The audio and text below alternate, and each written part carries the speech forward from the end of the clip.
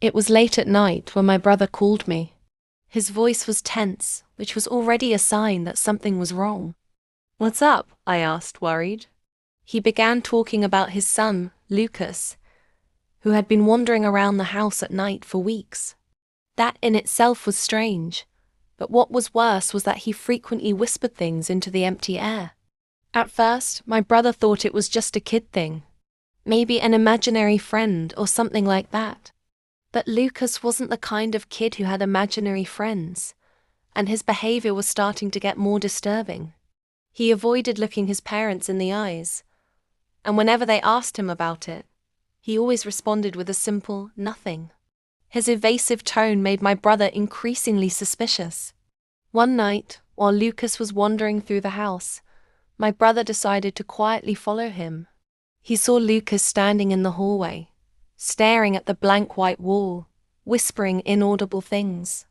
As he tried to understand what his son was saying, he realized that the words made no sense. They were disconnected sounds, almost like an unknown language. Fear gripped him, but he didn't know what to do.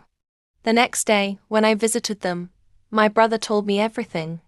I tried to calm him down, saying that maybe Lucas was just going through a strange phase, something that would pass soon. I decided to try to get closer to Lucas, to see if he would tell me anything. After all, he'd always been very attached to me, and if something was wrong, he'd probably tell me. I spent the afternoon playing with Lucas. He seemed normal, laughed at my jokes, and told me about school, but I noticed a certain distance in his gaze. It was as if he was there with me, but his mind was somewhere else. I thought maybe he was just tired, but that feeling of unease didn't leave me. Before leaving, I decided to take a picture of him to show my girlfriend, who always thought Lucas was adorable. I took several photos. Lucas posed and laughed, and for a moment I really believed he was okay. That night, I showed the photos to my girlfriend. She smiled as she looked at the first ones, but when she reached the last one, her smile disappeared. "Who's that person?"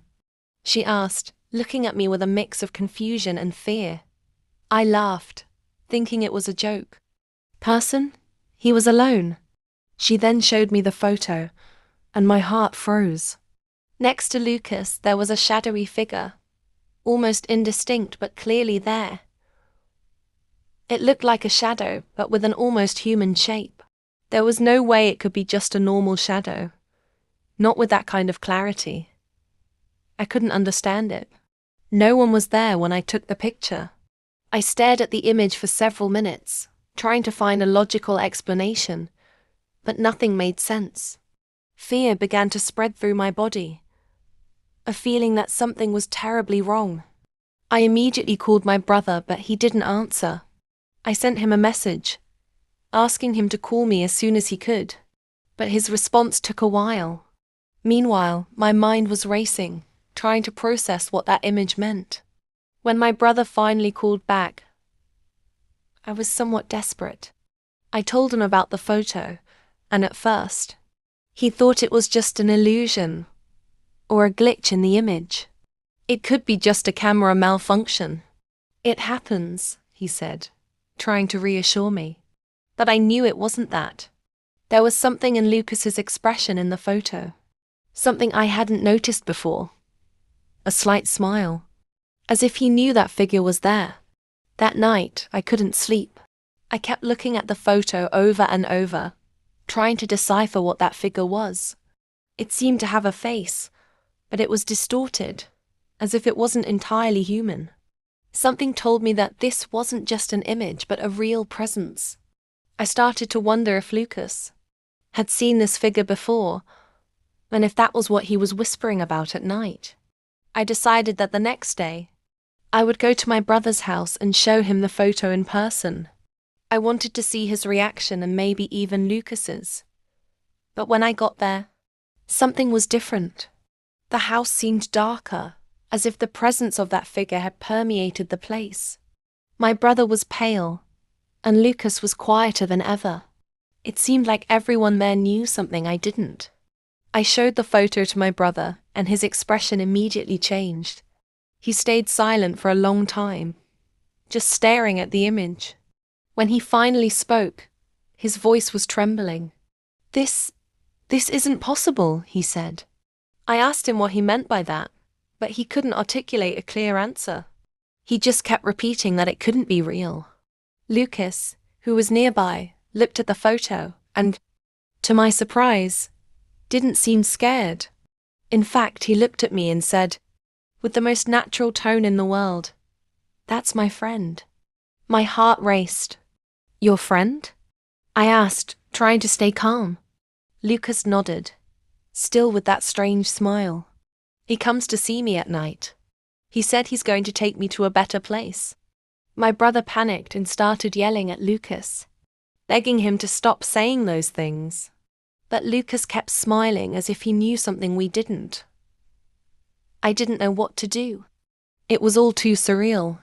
I decided we needed help, someone who could explain what was happening. But who?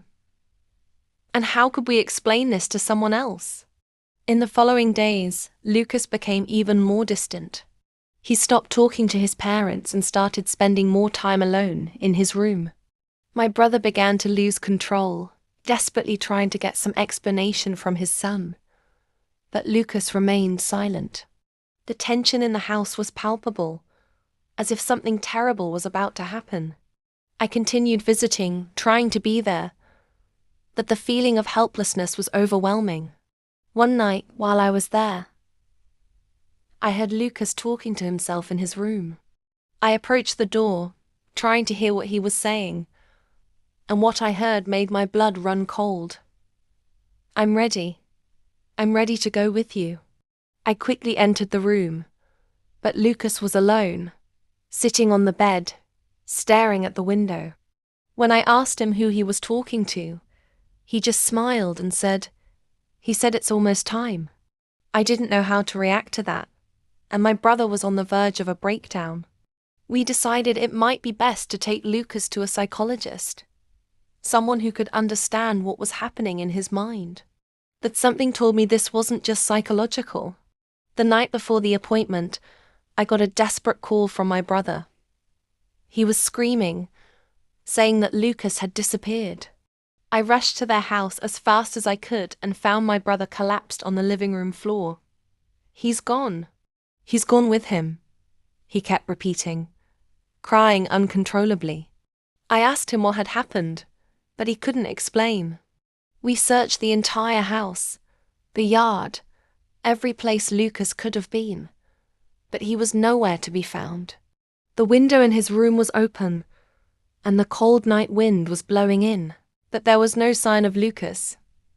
We called the police, but I knew deep down they wouldn't find anything. Lucas was gone, taken by that figure, that friend only he could see. The following days were a blur of search and despair. My brother could barely eat or sleep, consumed by guilt and fear. The police investigated, but there were no clues, no logical explanation for Lucas's disappearance. The only things left were the photos I had taken, and the image of that shadowy figure that still haunts me to this day. The photo was shown to the investigators, but none of them could explain what that figure was. Some said it was just a shadow, an illusion, but I knew the truth. That was real. It was a malevolent presence that had taken Lucas from us. And the worst part was knowing that Lucas was ready to go, that he had accepted it as inevitable. My brother never fully recovered. He blames himself every day, reliving that moment when Lucas looked at the photo and said that was his friend. I, on the other hand, try to move on, but that image doesn't let me rest. I can't help but look at the photo from time to time, hoping to see something that will help me understand. But all I see is the same horror that terrified me that first night. And sometimes, when the house is silent and night falls, I think I hear Lucas's voice asking for help.